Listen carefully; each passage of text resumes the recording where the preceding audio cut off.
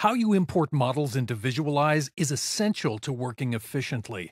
Visualize can import over 20 different CAD file types, so selecting the correct import settings based on the design intent of the file and how it will be used in Visualize is critical. In this lesson, I'll use different import settings to set up the project for different workflows.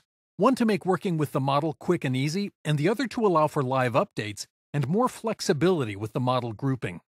To make working with the model quick and easy, I'll use the Appearances Part Grouping type to reduce the number of parts Visualize organizes the model into. This grouping type organizes the model into parts based on the appearances, materials, or colors applied in the original CAD file. This allows me to work with the model the way it would be manufactured, where each part intended to use the same material is represented by a single appearance. To set up a model that allows for live updates from the original CAD file and has greater flexibility for animations and groupings, I'll use the Automatic Part Grouping type. This grouping type will organize the model into the exact part groupings used in the original CAD file. Once the model is loaded, I'll make a design change and switch to an exploded view to highlight Visualize's CAD Live Update feature. Once a model has been created in a CAD software, taking a photo of it with Visualize is a simple process which includes loading the model, then adjusting appearances, scenes, and cameras. The ease of this process, however, can be strongly affected by the import settings. In this first section, I'll import the model shown here into Visualize, with settings intended to make applying appearances as easy as possible. Before I import the model, notice I've already applied appearances to each of the surfaces and bodies of the model. These appearances are what will be used to organize the model in Visualize into individual parts, allowing for fast application of appearances. I'll switch to the Visualize home screen, and from an Explorer window, drag the assembly file into the black space to create a new project with this model. Before the model loads, however, I must first select the Import settings. There are 4 tabs defining what gets imported. These tabs are dependent upon the CAD file type, though the Geometry and Appearances tabs are always present. Since there aren't any decals or environment settings I want to pull from the original CAD file, I'll deselect those options and leave the Appearances tab left at the default. The Apply Auto Size option is used to scale down large assemblies, such as entire production plants, so that they'll fit comfortably within the Visualize environment without changing the size of the actual CAD file. Since this model is a smaller model, I'll make sure it's deselected. Enabling Monitor File allows Visualize to track the original CAD file for updates, which is unnecessary for this workflow, so I'll deselect this option. The part grouping determines how the model is organized into parts in the project, so this option has a large impact on how the resulting model tree looks in Visualize. Automatic will make a part for each part or feature of the original file and is great for monitoring updates, but it lacks the groupings that will make applying appearances simple and may impact performance if many parts exist. The Appearances part grouping, on the other hand, will create a single part for each appearance applied in the original file. Since I've already split up the model with appearances in the original file, I'll choose this option. The remaining options are useful for other model file types, and their definitions can be found in the F1 Help menu. Non-SOLIDWORKS files will also have the option to set the axis and CAD units. I'll click OK to import the model into Visualize. Note that these settings will be the default next time I import a SOLIDWORKS file into Visualize.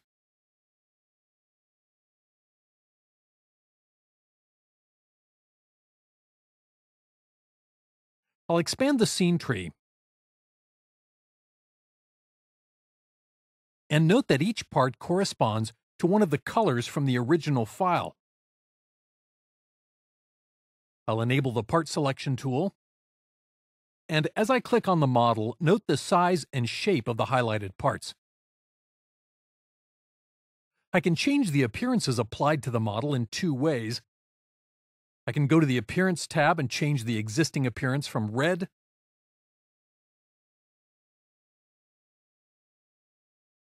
to green,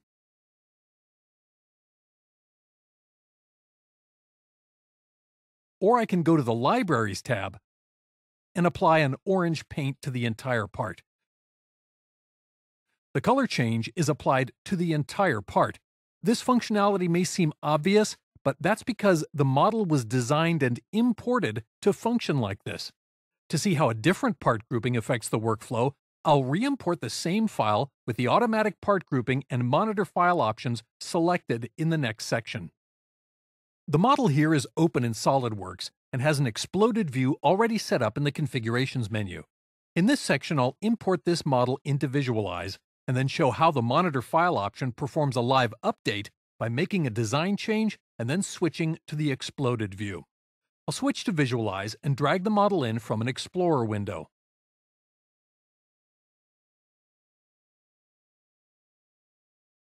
I'll keep all 4 tabs at the top checked. This time I want this project to update the model to reflect any changes made to the original CAD file, so I'll enable Monitor File. CAD Live Update is not supported with appearance part grouping, so I'll set it to Automatic. I'll click OK to load the model.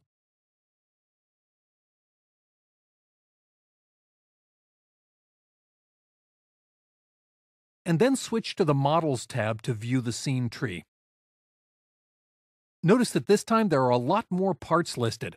Instead of using the appearances from the original CAD file to create parts, automatic grouping created a new part for each part in the original file. This gives Visualize better mapping to the original CAD file, which is extremely useful for live updates, but does mean it will take more time to apply appearances and may affect performance if the model contains many parts. I'll go to the Library tab and apply the same orange paint to the main body.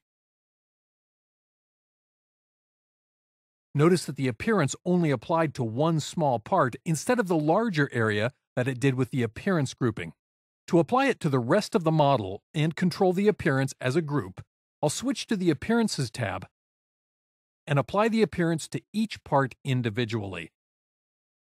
This approach is more time-consuming, but has advantages when updates are made to the original file and when setting up a model for animation.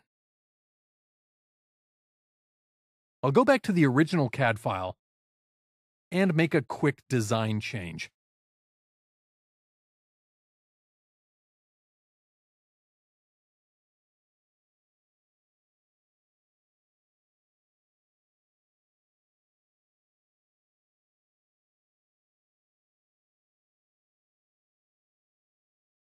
I'll save the file with the same name in the same location. And when I switch back to Visualize, I'm prompted with a pop-up informing me that the model has been updated and asking if I'd like to accept these new changes. I'll click OK, and after a moment the model updates to reflect the design change while keeping the newly applied orange appearance. I'll switch back to SOLIDWORKS, switch configurations to the exploded view, and save the file. I'll go back to Visualize, accept the update, and the model is now shown in an exploded state.